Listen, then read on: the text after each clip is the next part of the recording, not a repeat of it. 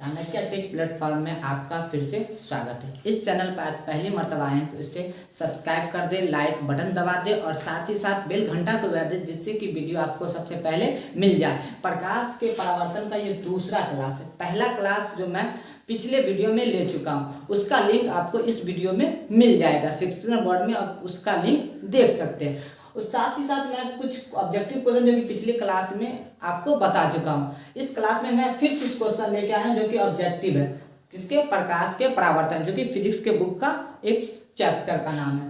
प्रकाश के परावर्तन जो कुछ हम ऑब्जेक्टिव लेके आए हैं वो है पहला ऑब्जेक्टिव कि गोलीय दर्पण के फोकसांतर, जिसको फोकस दूरी कहते हैं, और वक्ता त्रिज्या में क्या संबंध है, यानी उस दोनों के बीच, यानी फोकसांतर और वक्ता त्रिज्या के बीच क्या संबंध है। यानी F बराबर r/2, जहां F बराबर होता है फोकस दूरी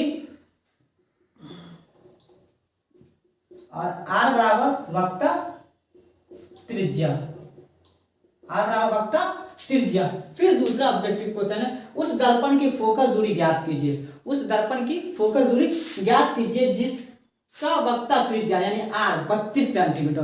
तो आपको फॉर्मूला मालूम है, F बराबर होता है r/2, जहां R दिया हुआ 32 सेंटीमीटर बट्टा 2 यानी कट के 16 सेंटीमीटर, यानी 16 सेंटीमीटर आंसर हुआ। यानी अगर किसी का वक्ता त्रिज्या 32 सेंटीमीटर है तो उसका फोकस दूरी कितना होगा? 16 सेंटीमीटर। फिर अगला ऑब्जेक्टिव क्वेश्चन है तीसरा कि परावर्तन के नियम से निर्धारित हो। परावर्तन के जो दो नियम, उसमें एक है कि आपतन कोण बराबर परावर्तन कोण, आपतन कोण बराबर परावर्तन कोण, ये आपका दूसरा नियम है प्रकाश के परावर्तन का। फिर चौथा ऑब्जेक्टिव क्वेश्चन है कि आवर्धन की इकाई क्या होती है। तो आवर्धन का कोई भी इकाई नहीं होता, इसका कोई भी यूनिट नहीं होता है। पांचवा क्वेश्चन है कि वास्तविक वस्तु का वास्तविक प्रतिबिंब किस दर्पण में प्राप्त होता है, यानी जो वास्तविक वस्तु, उसका वास्तविक प्रतिबिंब किस दर्पण में प्राप्त होता है। वो कौन सा दर्पण है? अवतल दर्पण। कौन सा दर्पण है? अवतल दर्पण। फिर क्वेश्चन है छठा, सौर मंडलों में ग्रहों की संख्या कितनी है। तो अब 8 रहेगा, क्योंकि एक ग्रह गायब हो चुके हैं, इसलिए कितनी है? 8 है। कितने?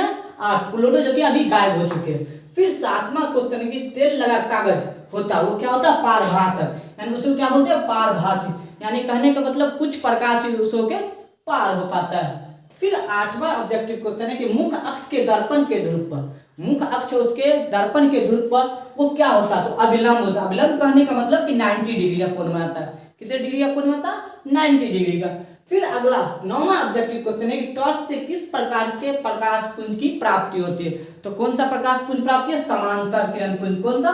समांतर किरण पुंज प्राप्त होता है। फिर अगला है कि अवतल दर्पण द्वारा किसी वस्तु का प्रतिबिंब आभासी, सीधा तथा वस्तु से बड़ा बनता है, तब वस्तु की स्थिति क्या होती है। अगर कोई दर्पण है, कोई अवतल दर्पण है जिसमें वस्तु का प्रतिबिंब आभासी तो बन रहा है, सीधा भी बन रहा है और वस्तु से बड़ा ही बन रहा है, तो वस्तु की स्थिति उस टाइम में क्या होगी? तो उस टाइम में क्या होगी कि वो ध्रुव और फोकस के बीच होगा। जब ध्रुव और फोकस के बीच कोई वस्तु की स्थिति होती है तो अवतल दर्पण में उसका प्रतिबिंब दर्पण के पीछे बनता है, जो कि क्या होता है? आभासी होता है, जिसको हम लोग काल्पनिक बोलते हैं, सीधा होता है और वस्तु से बड़ा भी होता है।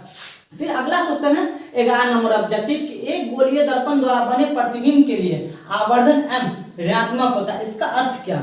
अगर आवर्धन m मतलब होता है आवर्धन अगर ऋणात्मक है यानी माइनस है, क्या है? माइनस है, तो उसका कहने का मतलब कि वो प्रतिबिंब क्या होगा? वास्तविक होगा, और वास्तविक जैसे होगा वो प्रतिबिंब क्या होगा? वस्तु से उल्टा होगा। आज के कुछ जो इंपोर्टेंट ऑब्जेक्टिव कुछ जो मैं आप लोगों के सामने रख दिया हूँ, इस वीडियो को देखिए, लाइक कीजिए, सब्सक्राइब कीजिए।